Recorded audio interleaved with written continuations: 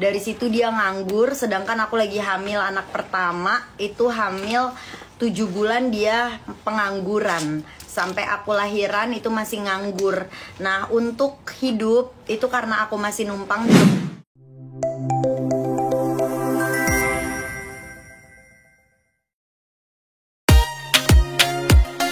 Ari Rianti bongkar asal-usul Bimo Aryo yang selingkuh saat istri sedang umroh dan ajak tidur wanita lain di kamarnya. Tonton sampai akhir ya. Sebelum kita lanjut, terima kasih yang sudah menonton dan subscribe Fakta Populer. Semoga selalu dilancarkan rezekinya dan selalu diberi kesehatan. Jangan lupa like dan tulis pendapat kalian di kolom komentar ya. Itu gifnya ngakak deh, kaget. Syarat pengajuan ke pengadilan. Aku lagi cerita ini nih tadi. Apa namanya? Kerja Bimo ya. Ada mata dah. Kakak manis banget, terima kasih. Oke, lanjut ya. Jadi Bimo tuh dulunya SPB, kerja di mall. Sedangkan aku waktu itu masih kuliah. Aku kuliah di Interstudy, Blok M. Aku anak PR, Public Relation, Komunikasi. Kita dari jenjang pendidikan juga sebenarnya beda ya guys. Jadi aku S1, Bimo cuma SMA gitu. Tapi aku tidak pernah ngejadiin itu masalah yang besar. Karena aku cinta dulu ya. Jadi kayak nggak peduli aja gitu. Bimo dulunya kuliah juga kebetulan. Tapi maaf nih, IPK-nya selalu jeblok ya. 1, nasakom 2, gitu kan. Tapi waktu itu kan masih sambil kerja. Nah, aku pikir kayak sayang deh duitnya dari gaji dipakai kuliah, tapi kuliah tuh kayak bakal lama karena nilainya DE mulu, itu kan ngulang. Aku bilang nggak usah kuliah lagi kali ya, soalnya kamu nilai jelek gitu kan. Dia juga bilang nggak sanggup karena ternyata dia blow on guys. Ya udah akhirnya berhenti lah dia kuliah kan. Nah terus ceritanya, makasih dikasih itu kalung. Apa itu kalung? Kalung, tadi aku pakai kalung. Itu jangan mata dah. Yang penting jangan keep mata guys. Takut. Terus udah ya, blow onnya emang blow on guys. Nah, tapi real blow on guys. Real blow on. Beneran blow on. Iya. Bukan kita ngatain tapi real blow on. Blow on karena nilainya kan D gitu. Nah kalau nilai kuliah, ya Allah makasih dikasih topi. Oh, lucu-lucu banget sih gifnya. Makasih Kak Laila. Ada topi. Ada topinya ya. Oke, tadi sampai blow on ya guys. Mata lagi. Ya udah deh. Terus makasih ya, makasih. Terus abis itu kita ke dia kuliah tapi nggak lulus lah ya. Terus dia dapet tawaran nih kerjanya di kantor. Dia tertarik daripada shifting di mall. Dia bilang, aku mau kerja di kantor Senin sampai Jumat. Makasih topinya Kak Cahya. Nah terus udahlah akhirnya aku udah bilang kayak jangan gampang tertarik pindah kerja gitu. Kamu kan walaupun di mall, thank you. Dikasih topi Masya Allah, makasih. Itu gak pernah live sih Andi? Iya pernah sih, live. Tapi kan jualan biasanya. Pantesan blow on gak tuh? Nah udah ya, abis itu dia cuma tertarik kerja karena dia libur Sabtu Minggu. Sedangkan waktu di mall itu kan shifting ya, weekend gak boleh libur. Akhirnya dia ambil, padahal aku udah bilang jangan, kamu kan di mall udah supervisor, sayang. Waktu itu kita udah nikah guys, tapi kita masih numpang di rumah orang tua aku karena kita belum punya uang buat beli rumah. Jadi princess, terima kasih Kak Laila. Nah udah nih ya kan. Ternyata yang dia pindah kantor itu jadi sales percetakan. Dia itu pendiam guys, nggak bisa ngomong. Endingnya cuma probation aja. Kalau nggak salah 1 atau 2 bulan langsung di-cut. Dari situ dia nganggur, sedangkan aku lagi hamil anak pertama. Itu hamil 7 bulan dia pengangguran. Sampai aku lahiran itu masih nganggur. Nah untuk hidup itu karena aku masih numpang di rumah orang tuaku, makan masih gratis lah ya. Tapi untuk kayak pegangan, apalagi waktu itu aku hamil anak pertama, aku udah ketar-ketir duitnya dari mana. alhamdulillah waktu itu lahirannya normal, tapi aku jual-jual semuanya yang aku punya. Contohnya mas kawin, yang aku jual lagi apa ya, sepeda, handphone. Jadi aku lahiran anak pertama tuh aku nggak megang handphone guys. Sesedih itu sih ceritanya. Terima kasih Kade. Bahkan aku sampai jadi kalau orang-orang memberitakan aku lahiran pakai handphone 2010-an aku lahir, aku nggak pegang handphone guys ya. Habis itu 1 bulan, enggak 2 minggu aku habis lahiran, aku minta tolong sama orang tua aku buat Bimo diajak ke bisnis abahku daging, karena aku butuh uang buat anak, karena aku udah punya anak gitu. Akhirnya abah aku nyuruh Mas Bim untuk dagang daging. Jadi yang dia dagang daging itu bisnis orang tua aku ya guys. Gitu. Kayak ini kamarnya, iya betul, ini kamar yang mereka berzinah guys di sini, dan mereka menginap-nginap di sini ya. Gak usah ditanya gimana rasanya, ada rasa sedih ya, nangis lah, tadi aja nangis. Udah ganti kasur belum? Nanti sekalian direnov semuanya, jadi aku emang harus sabar dulu ya. Nah terus abis itu apa lagi? Pokoknya intinya jualan daging sampai waktu itu aku lahiran anak pertama itu normal, bahkan dijahit. Tapi karena suami aku itu waktu itu masih kerja sama abahku, digaji sehari 50.000. Aku sedangkan butuh ya buat anak, karena aku udah punya anak. Akhirnya aku buru-buru ngelamar di Job Street. Waktu itu ya, aku baru lahiran 3 minggu, aku dapat panggilan. Nah aku interview lah ke daerah Jakarta, bawa motor orang tua aku ya, pinjem, punya duit cuma 5.000 guys. Punya duit cuma 5.000 buat ngisi bensin. Terus Bimo nggak tahu sekarang di mana guys. Nah terus udah, iya nanti diganti kasurnya. Nah terus alhamdulillah keterima, aku kerja di salah satu provider seluler gitu loh, tau kan. Nah itu aku jadi customer service, karena basically aku sarjana ilmu komunikasi public relation, jadi ketemunya sama kerjaannya kayak gitu ya, customer service gitu ya. Oke, abis gitu kita berjuang sama-sama di situ. Aku jadi CS, Bimo jualan daging, itu pun jadi karyawan bapakku. Tapi dia ketahuan selingkuh sebenarnya guys pada saat itu ya. Dia selingkuhnya waktu itu cuma by chat, jadi masih bisa dimaafkan.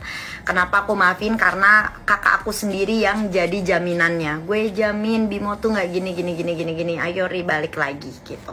Oke, jadi pada saat itu aku maafkan. Itu 2010 ya. Habis itu sekitar 2011 abah aku ngomong kalau aku harus megang pasar modern BSD jadi kasir. Akhirnya aku dagang daging guys. Aku resign dari provider handphone itu ya. Akhirnya aku resign, aku jualan daging berdua sama Mas Bim, bertiga sama abang aku. Tapi by the way, Mas Bim bukan usaha sendiri ya. Itu adalah usaha orang tua aku ya. Perlu dicatat, yang dia bilang jualan daging, dia sukses jualan daging tidak sayang. Itu bisnis bapak aku. Oke, selanjutnya kita bertiga lah sama abang aku jualan lah kita di pasar modern BSD. Intinya bapakku meninggal di 2021. Wow, terima kasih giftnya. Nah, bapakku meninggal di 2021 karena aku banyak keluarganya, ada kakak-kakakku cowok. Jadi aku minta Mas Bim untuk udah yuk kita coba mandiri, ini kan bisnisnya abahnya udah nggak ada, yang lebih berhak kan anak-anak cowoknya. Akhirnya aku sempat ngasih insight buat jualan, buat jadi supplier cafe and resto. Nah itu jualan sayur gitu ya. Oke, sampailah udah nih ya.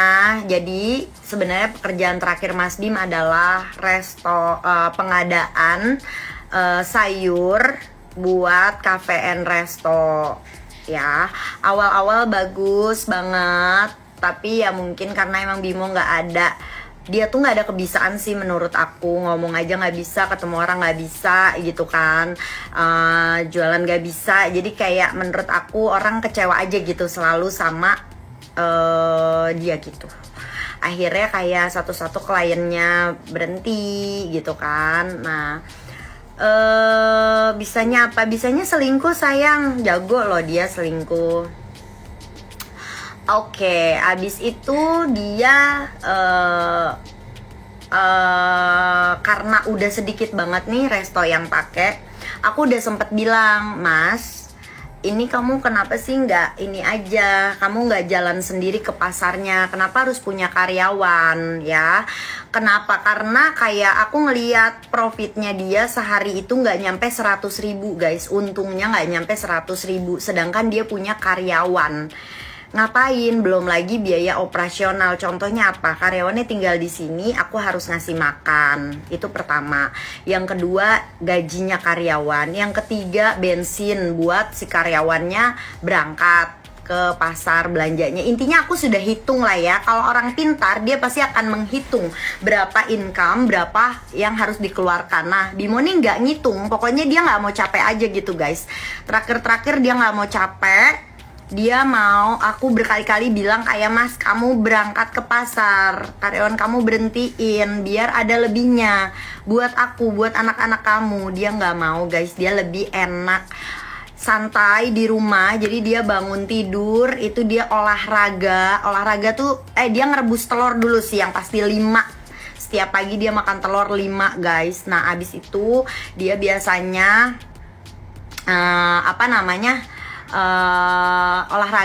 olahraga itu dia bisa jogging, bisa apalagi ya dia biasanya tonjok-tonjokan tuh ya, kan ada di bawah sensek. Terus biasanya kalau nggak jogging, nge-gym, dia bawa beban dari rumah ibu aku kan ada tuh boxing, ya pokoknya gitulah ya. Pokoknya intinya hidup dia tuh enak guys, sangat enak banget, sangat santai. Aku juga di rumah ada ART, jadi dia habis olahraga dia tinggal mandi, habis mandi dia makan. Invoice udah karyawan aku, yang manajer aku yang bikinin invoice dagangan dia, yang sebenarnya tidak ada profitnya. Jadi paham ya di sini, Bimo itu ada kerjaannya, ada ya, tapi tidak menghasilkan buat aku dan anak-anak ya. Sampai di sini bisa dipahami ya gitu. Jadi dia cuma buat status kalau dia punya usaha, tapi tidak ada formalitas aja kalau dia tuh punya usaha, tapi uangnya nggak pernah aku rasain gitu. Udah sampai situ. Kita mau bahas apa lagi nih? Ya hidupnya enak guys. Abis dia makan siang, dia olahraga nih. Waktu tergila-gila sama tuh perempuan, dia jarang naik ke atas. Kan rumahku kan 2 lantai.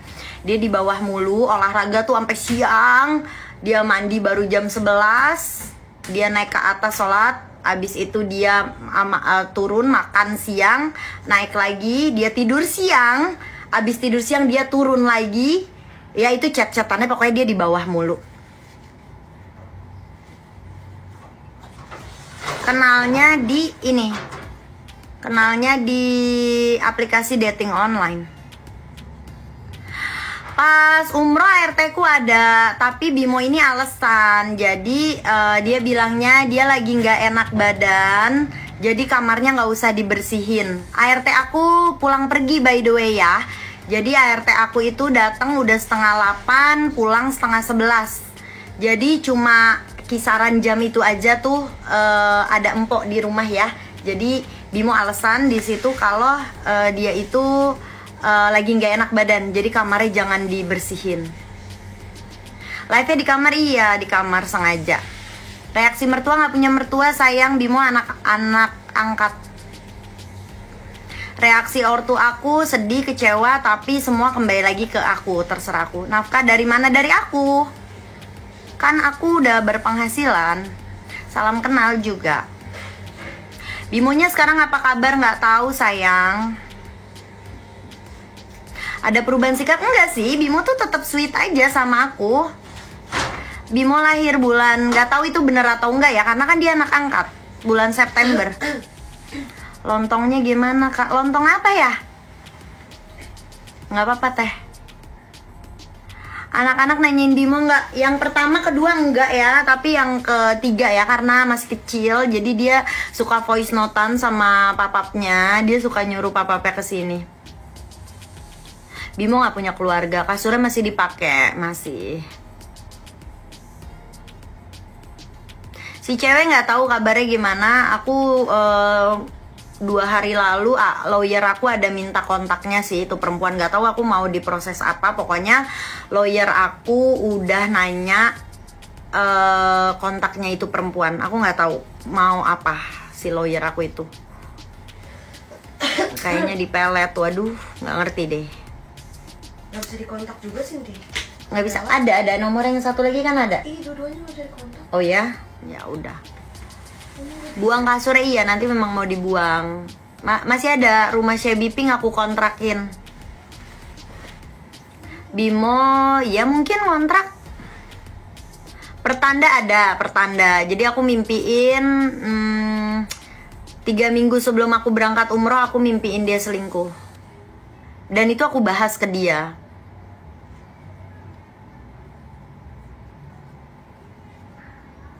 Kapan ke Suralaya lagi? Kapan ya? Gimana ngusirnya? Anaknya yang ngusir, sayang, bukan aku. Bimo pernah pulang. Pernah, dia jengukin anaknya. Bimo masih ngajak balikan, iya, masih usaha dia WA terus. Udah tadi cerita tentang anaknya, bisa tahu. Anaknya yang ngusir ya guys, ya marah, lagi emosi, keluar lo dari sini gitu. Bimo apa tadi? Ibunya ngomong apa pas di rumah itu? Minta maaf doang sayang bisanya. Mau ngomong apa lagi? Demi Allah aku mimpiin dia selingkuh, tapi selingkuhnya sama teman aku dalam mimpi itu. Bahkan aku sampai cerita ke dia dan ke teman-teman aku, sampai ngomong kayak gue mimpi si Bimo selingkuh sama ini gitu kan. Terus kayak gue kejar-kejar dan gue tanyain gini gitu. Kata kakak terus masih cinta kan? Ya Allah, masa masih nanyain cinta kayak gini, aduh. Iya betul. Ceweknya dihukum atau enggak? Nggak tahu, itu urusan lawyer aku. Semua udah aku udah pakai